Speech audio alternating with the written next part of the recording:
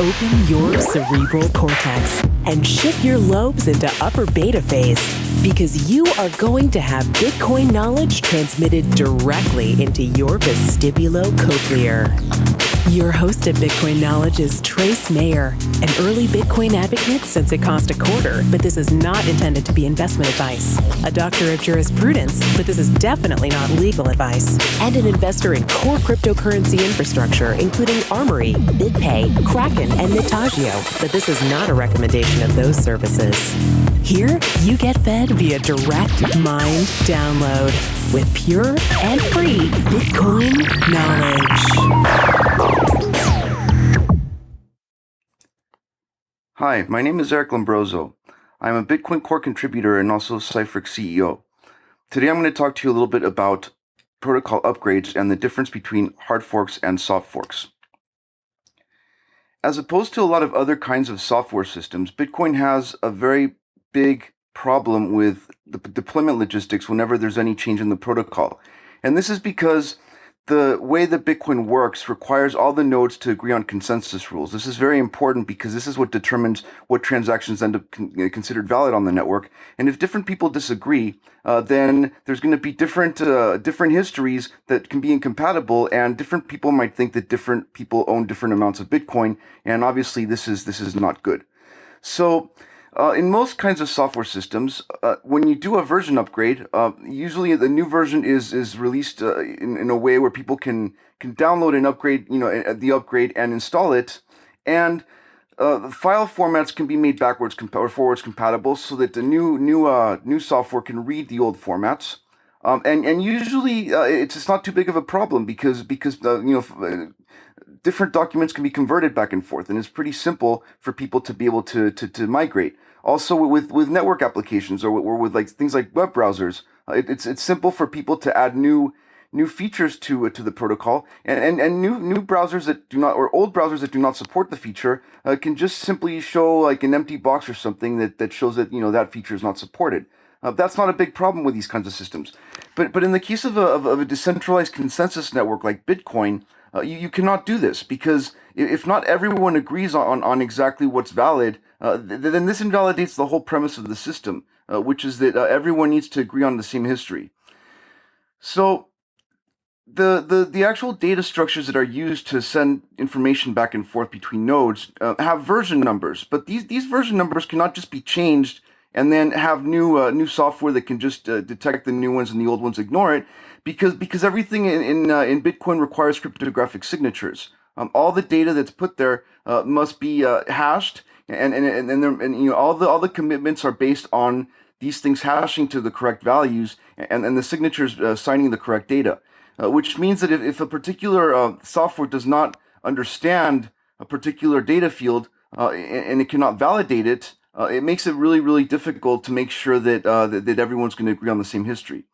So fast forward a little bit from the beginning of Bitcoin, and when you then had to have this deployment of a new set of protocol rules, the deployment logistics became a really big issue, because now it was not so easy to just have everyone come to download the new version of the software upon release and expect everyone to be able to do it in a timely fashion. There might be some people that either don't want to upgrade right away, or can't upgrade, or maybe didn't get the message, etc. So this creates a really big logistics problem.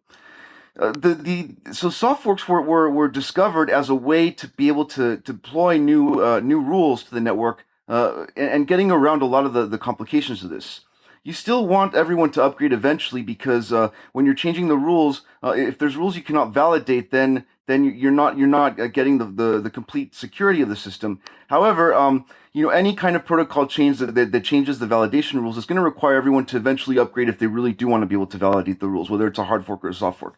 But in the case of a soft fork, we're only adding new rules. We're not removing any of the validation rules that are already there. This means that things that were valid in the past might become invalid, because now there's another check that needs to pass before it's considered valid. But stuff that was invalid in the past will still continue to fail all the tests. So this is still something that allows us to have a heterogeneous network with nodes that support the old rules and the new rules on the network at the same time, and still be able to pass messages back and forth to each other, and still agree on the same history. The miners do have to upgrade though, because miners are the ones that actually, you know, actually secure the transactions and make sure that the history, that the history actually ends up converging. So miners do need to upgrade, but the rest of the ecosystem, if it doesn't all upgrade immediately, it's not the end of the world. It's not going to split the network. It's not going to create, disagreements on the transaction history. In the case of a hard fork, you can have a situation where rules that where things that were valid but were invalid before become valid, and what this means is that now you have a situation where different nodes might treat the same data as one might treat something as being valid while the other one treats it as being invalid, and there really is no way to consolidate this. It doesn't converge on a particular history. In the case of a soft fork, you do have a convergence.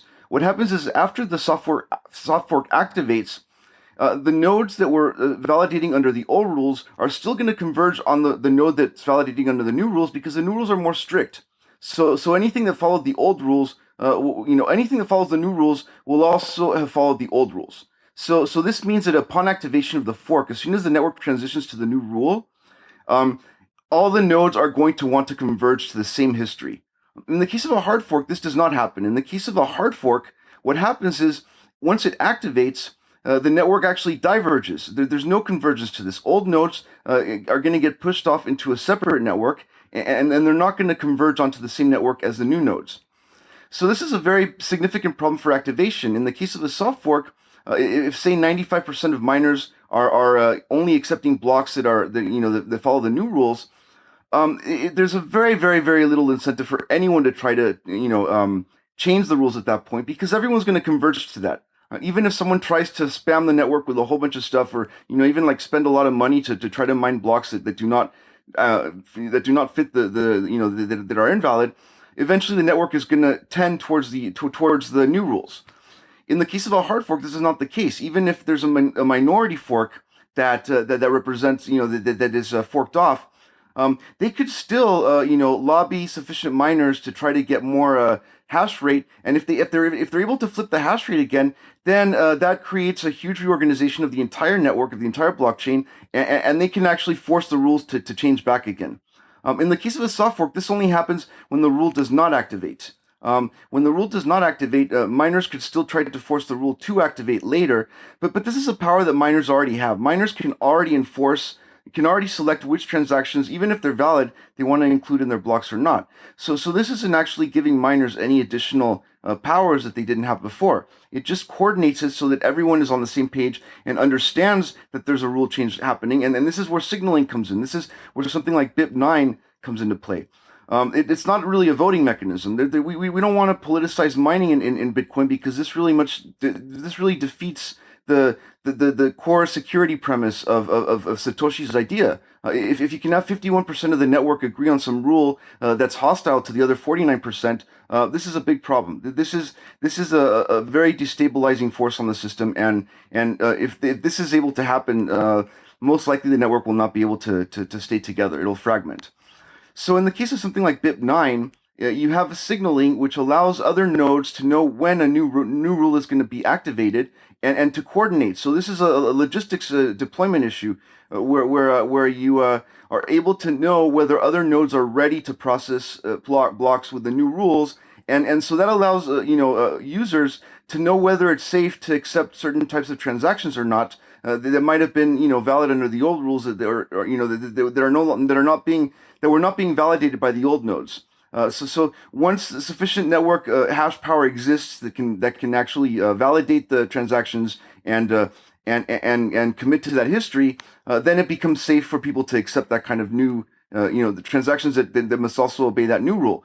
And amazingly, it turns out that by even though at first it seemed like soft forks were a very serious limitation as far as what we could do, we could not change any rule however we want. It turns out that we can actually support almost any new feature by carving out a space within this new set of validation rules that we can add to the system.